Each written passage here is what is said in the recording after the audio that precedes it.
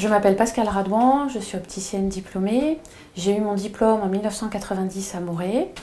Je suis installée à Saint-Maximin-la-Sainte-Baume dans le Var depuis 1993 avec mon mari et on a un magasin Optique 2000. Mon mari est fils d'opticien Optique 2000, donc il y a un peu une culture Optique 2000, une culture familiale Optique 2000, on peut dire ça comme ça. Bonjour Madame Bernard, vous allez bien?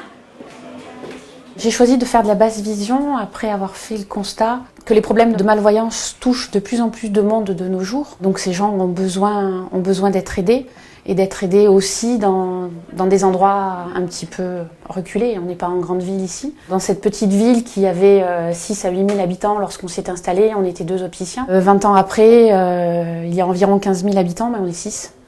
Et donc on a eu vraiment le besoin de se démarquer par rapport à la concurrence pour apporter autre chose. Donc on s'est lancé dans l'audioprothèse et dans la basse vision, de façon à apporter encore plus à nos patients.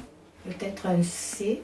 Oui, c'est bien, on gagne un dixième avec ça. Hein. Il y a eu aussi une forte sensibilisation d'Optique 2000 de façon à créer des centres agréés basse vision. Il y en a aujourd'hui 150 et le but est d'arriver à 200 centres de façon à quadriller la France.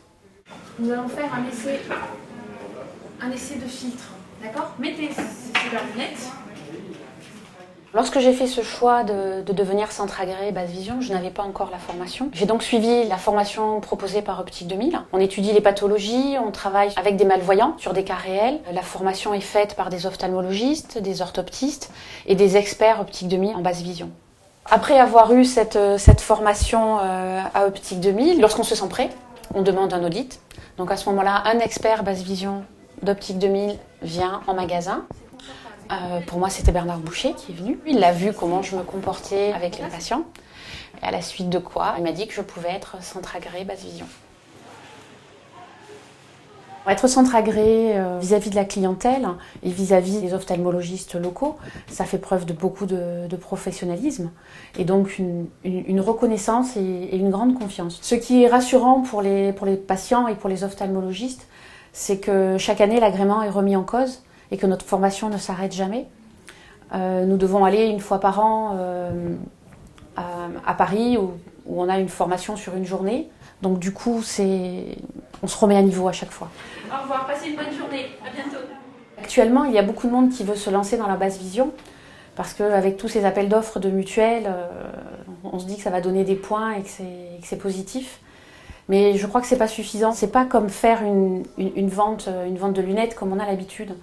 Ça demande un très fort investissement humain auprès des patients qui vont être là. Je pense que quelqu'un qui n'est pas motivé, il faut pas qu'il se lance là-dedans.